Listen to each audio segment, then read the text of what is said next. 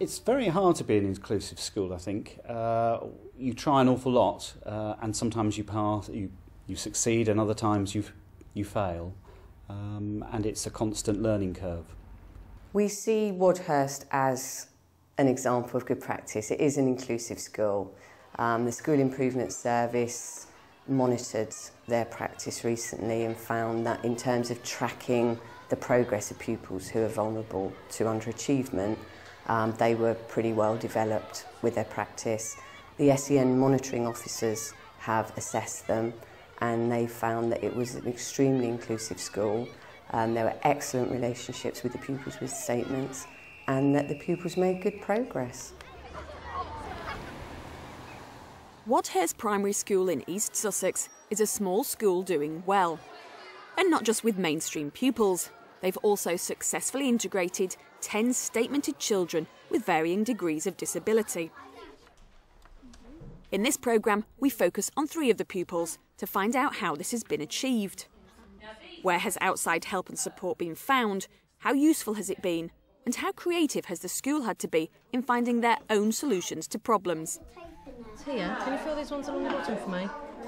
How does the school cope with a pupil like Anna, an 8-year-old with severe visual impairment? What did you think when you first heard that you were going to get a severely visually impaired pupil at your school? This is going to be interesting. I think my first thoughts were, yes, this could be quite exciting, a bit of a challenge. I thought that it could be quite difficult, but what I think was really encouraging was the amount of support that there was available, that there were experts coming into the school who had already worked with Anna, who knew what she could do, and would advise us on hiring staff to work with her. So there he is.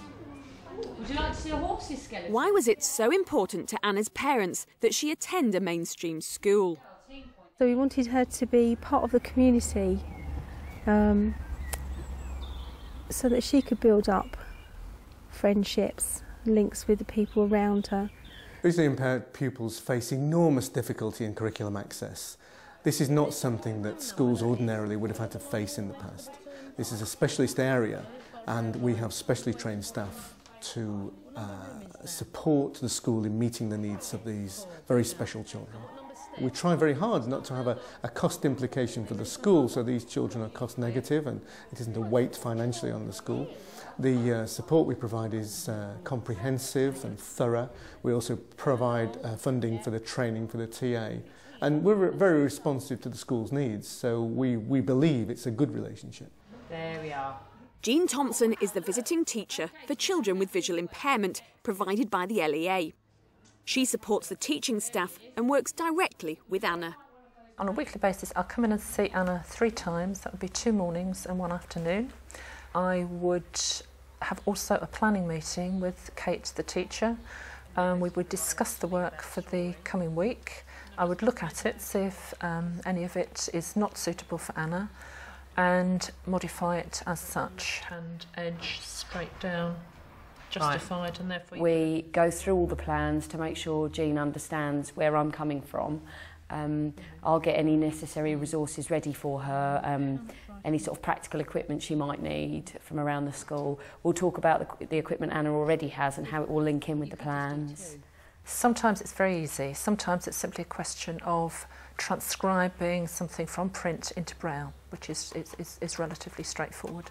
At other times it can be quite hard, for instance some maths work which is very visual in its nature, may take some getting around to actually work out the best way to put this forward for Anna to be able to understand the mechanics behind it. The other pupils can't braille, but I can because I'm not blank blind, but I find things hard like blind people do sometimes. I think that systems are well developed for people who have a visual impairment. There are lots of kind of aids for them, and I mean she has teaching assistants who are learning braille, and we have a support teacher who comes in regularly who support them and support the class teacher and really help them also in modification of resources and that kind of thing. Mistakes are made, but everyone learns as they go along. Assuming she can see where I'm pointing is the worst one. Because I say, oh, we need to put that here. And because I haven't actually said where here is, I've just kind of pointed. I like PE because you get to do fun PE games. Sometimes I find it hard to do different catches, like this one, elbow flick, and the shoulder flick.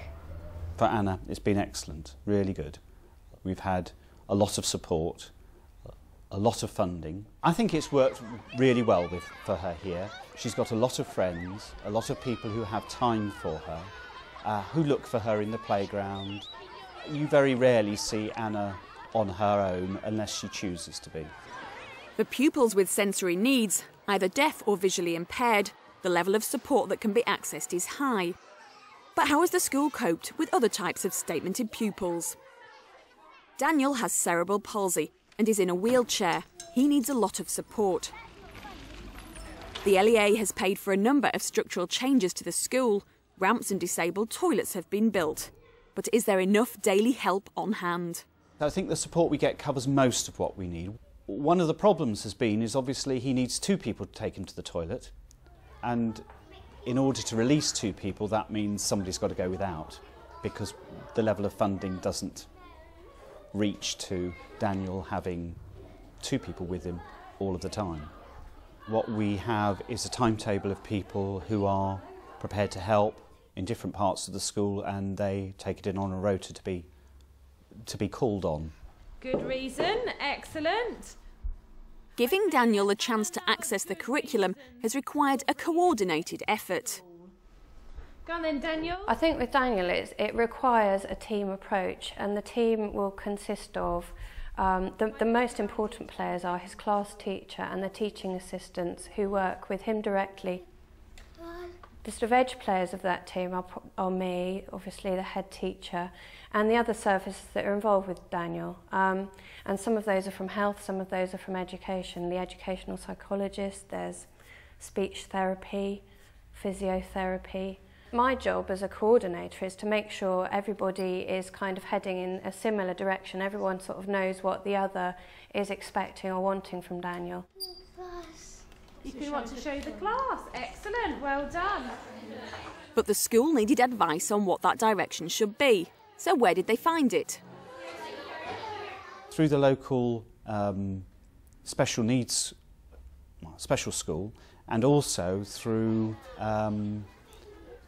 one of the local schools, one of the county schools, which had an advanced skills teacher who would come in and support us and support the TAs in terms of what we were demanding of Daniel, because that was one of the early issues, was actually how much can we expect of Daniel, and knowing when he was giving of his best and when he was just perhaps playing around a little bit, because like all little boys he can be quite willful at times. In the last couple of years we've kind of looked into use of computers, and I know that we've had advice from people from special schools where they have a lot of that type of equipment, because we don't know about that kind of specialised equipment at all. A lot of complex needs children, whatever their difficulty, and it's the same for all children really, but just you get there so much quicker, is you try one thing, it doesn't work, and then you move on to another thing. And certainly Daniel's class teacher at the moment is very good at that. She's not phased, because if you're phased every time something doesn't work immediately, then it is, you know, you're making a rod for him, but it's not a positive experience. All those processes are really important for being a better teacher, nothing to do with special needs. But probably you have to do it, it takes longer, and you fail, if you like, more times, or you have to go back to the drawing board more times with children who have complex needs. Daniel seems to one day respond to something written or spoken, and the next day it kind of changes and you have to try something different. So we're always changing what we're doing and adapting what he needs. It's a new word now, Dan. Every day's a challenge, every day's a new challenge, and you come in just with a big grin on your face and think, you know, he's just as important as every other child in the class, and you know, you've got to make it work for them. If you look round and you watch him at work and you see how happy he is, or even how unhappy he is at times, but the way that he interacts with everybody, the way he is welcomed and accepted by all the children and the staff, I feel it's very successful. Jacob is in Year 1. He has a rare genetic disorder called Soto syndrome. This affects his growth and means he has both learning and speech difficulties. The prognosis is good though, if his educational development is handled correctly. Jacob came to us in nursery. He has Soto syndrome, which is quite rare. And I must admit, when we first heard that he was coming to us, we all had to go to the books to find out what it meant. We had a lot of support to begin with from the early years service, and they came in and supported him all the way through nursery and into foundation stage. One of his particular issues is very delayed language skills. Because the speech therapist is very busy, what she does is she gives us a programme and then we kind of pick our way through that. Where it helps, then we use it.